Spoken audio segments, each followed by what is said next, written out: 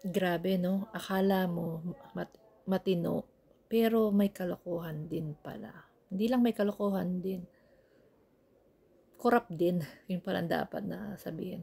Corrupt din. Kaya nga sabi ko sa inyo alam niyo po, wala akong tiwala sa mga politiko. Kaya hindi ako, never ako magiging panatiko ng politiko. Ay, so ito na nga po, Arjo Otayde, pinangalanan po ng mga diskaya. At eto pa,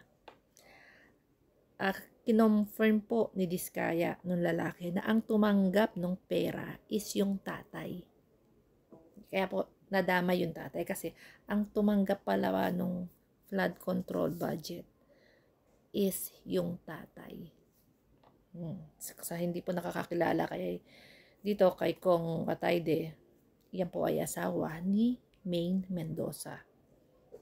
Asawa ni Maine Mendoza. Actually, akala ko hindi corrupt itong tao na ito.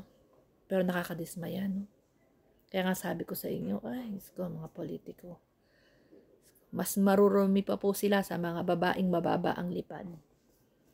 Buti pa yung mga babaeng mababa ang lipad, kumakayod po para makakain, para sa pamilya nila.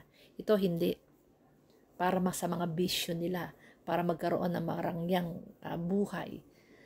Waldasin ng pera, ipang kasino, ipang shopping, ipang travel, diba? Grabe. Wala kahit isa matitirang kongresista.